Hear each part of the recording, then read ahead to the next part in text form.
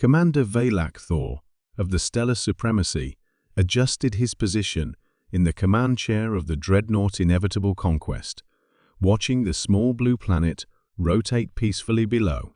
3 months of observation had confirmed what their initial scans suggested. Earth was defenseless, its inhabitants primitive, their technology laughably inadequate. Strategic assessment complete, Commander, reported his chief analyst, Sub-Commander Crix. Human military capabilities are approximately 400 years behind our own technology. Their largest weapons couldn't penetrate our basic shielding.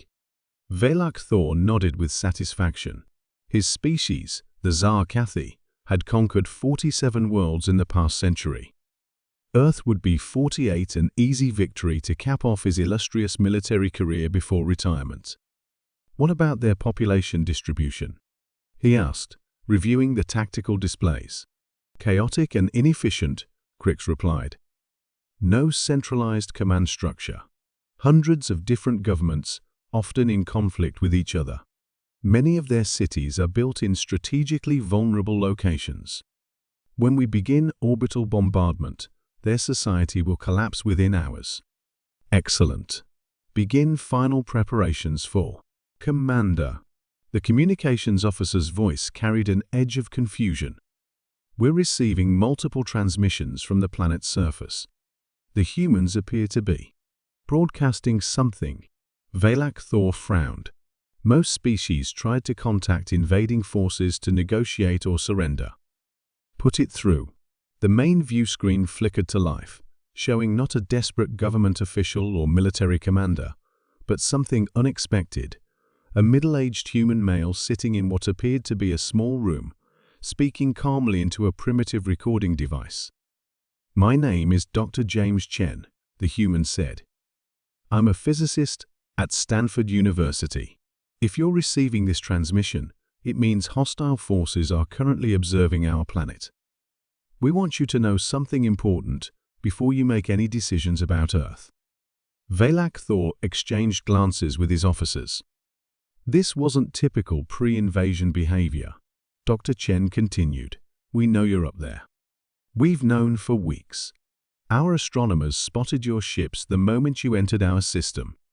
Impossible, muttered the sensor operator. Our vessels are equipped with the most advanced stealth technology in the galaxy. We also know you've been scanning our cities, our military installations, and our technology. Dr. Chen said, with what seemed like amusement. You probably think we're primitive, defenseless. You're not entirely wrong. Our weapons can't reach you. Our shields can't stop you, and our ships can't escape you. Velak Thor smiled grimly. At least the humans were realistic about their situation. But there's something about humans you need to understand, Dr. Chen continued. When we face extinction, we don't just fight. We adapt. We innovate. We become something different than what we were before. The transmission switched to a split screen. Dr. Chen remained on one side, while the other showed what appeared to be a global map with thousands of blinking lights. While you've been studying us, we've been studying you. Every scan you've performed has been analyzed.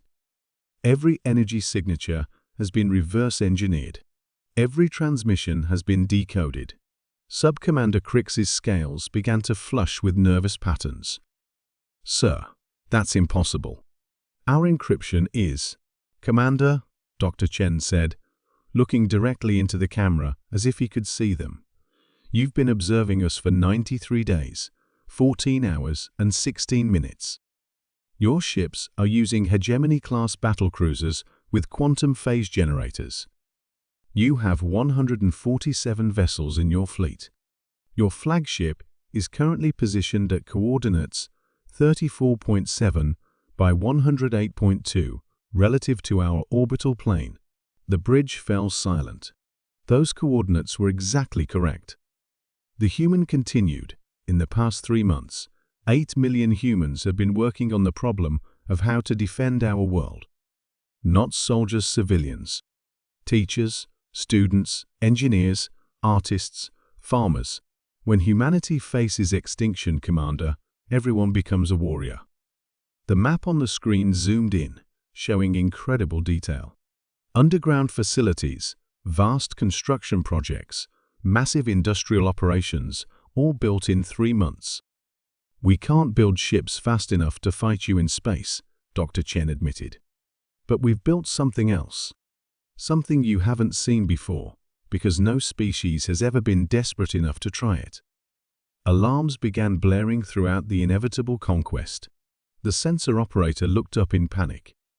"Commander, I'm detecting massive energy buildups across the planet's surface. Thousands of them. What kind of energy?" Velak Thor demanded. "Unknown, sir. The signatures are impossible. They're using their planet's magnetic field as a weapon system." Dr. Chen smiled sadly on the screen. "You see, Commander, when humans face extinction, we don't just fight with what we have. We turn everything into a weapon.